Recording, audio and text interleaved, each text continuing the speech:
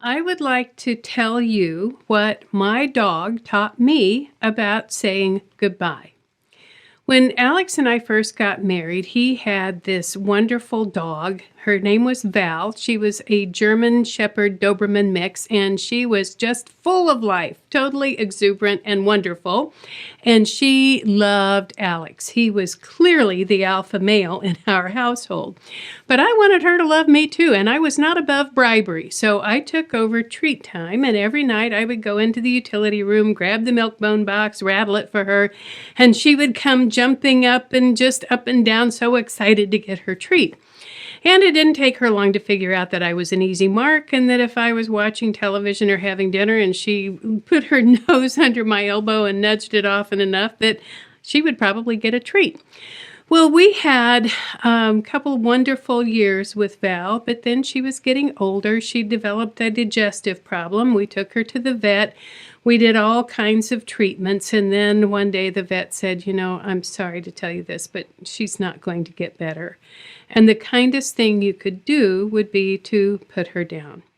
So we made an appointment. We went into the vet's office. I'll never forget Alex kneeling down beside her and how she licked the tears off of his cheek as he was saying goodbye to her. And then the vet took the leash and walked Val down the hallway. And we were so sad as we walked to our car, and we got in and we had driven about 6 blocks, and then it hit me and I was like, no, oh no. And Alex was shocked and he said, what's wrong? What's going on? And I said, I didn't give her a treat. I could have given her a treat this morning. It wouldn't have mattered, and I didn't do it. And obviously, during her illness, we had stopped the treats because that wasn't on her very restrictive diet. But that morning, I could have, and I didn't do it. And for months afterwards, every time I would see a big black dog with some copper coloring around her face, I would just have this stab of pain in my heart all over again that I could have given her a treat that morning, and I didn't do it. Now, fast forward a few years, my mother's congestive heart failure is progressing. The cardiologist said it was operating at about 20%. She had a series of little TIAs, and the doctor decided to put her into a nursing home for observation. And the only room that was available when she went in was with an Alzheimer's resident who was screaming, help me, all night long. So it was 3 days before Christmas. I was out shopping for groceries to get ready for the thundering herd to arrive. And I got back home, and Alex met me at the door, and he said, your mother called. And I said, oh, really? I said, what did she want? And he said, she wants out of that place right now. And he said, I think you need to go home. So I bought an airline ticket. I flew home the next day. And when I pulled up to the nursing home and I went in, I actually checked her out. And we got in the car and I said, Mom, what would you like to do tonight? And she said, I want to go out for dinner. I want a steak and I want a nice glass of wine. And I said, you've got it. So I took her to McPherson's newest and finest restaurant, Applebee's, and we sat down and we ordered our meal. And our waiter was just adorable. He looked like a high school kid. He had really warm brown eyes, curly brown hair, and just as cute as he could be. And when he brought our wine, he said, so are you ladies celebrating something special, like a birthday or something like that? And I said, no, you know what? We are just celebrating life and the fact that we can be together. And we clinked our glasses. So we had a nice dinner. We talked about a lot of things, I guess. I don't remember anything in particular. But when we finished eating, this young man brought us this huge piece of chocolate cake. And I said, oh, I don't think we ordered that. And he said, you know what? It's my treat. And I thought, oh my, I think the universe is giving me a message. So I got Mom in the car, and we went for a drive to look at all of the Christmas lights. And there was one house that had a particular particularly beautiful display. And so I pulled up in front of it and I stopped the car and I grabbed her hand and I said, Mom, we might not see each other again. And she said, I know. And I said, I just need to tell you how much I love you and how much I appreciate the fact that you were always there for me through my difficult marriage, through the job loss, the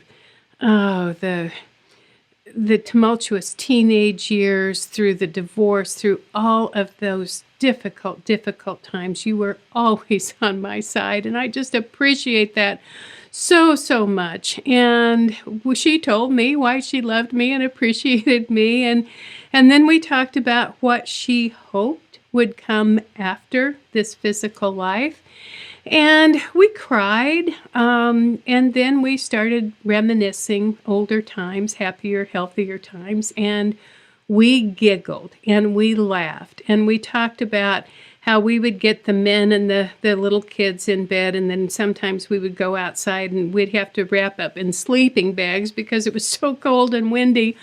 But we would sit up until the wee hours of the morning and just talk about the joys and the challenges of being independent women in our world. And we said goodbye that night.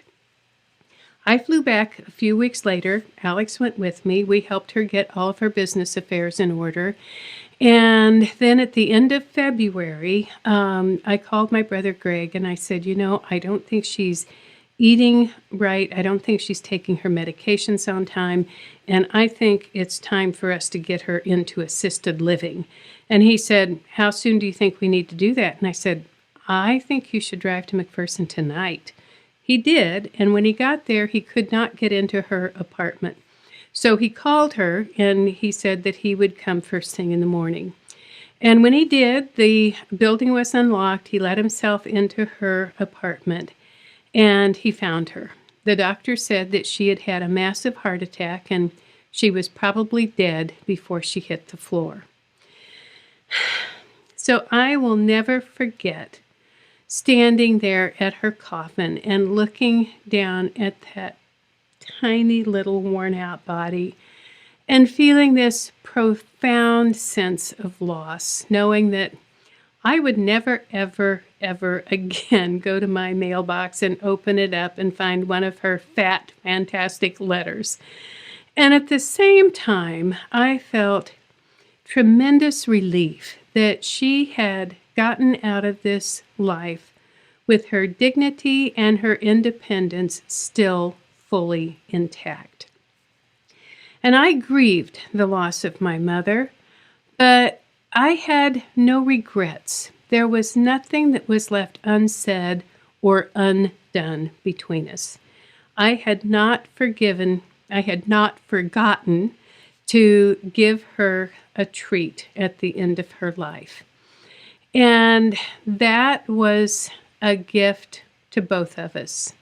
So if you have an opportunity to say goodbye, don't miss that opportunity. Don't miss the chance to tell them that you love them, that you forgive them, that you will miss them. Whatever it is you need to say it, because it will be a gift to them, and it will make your grieving process so much easier.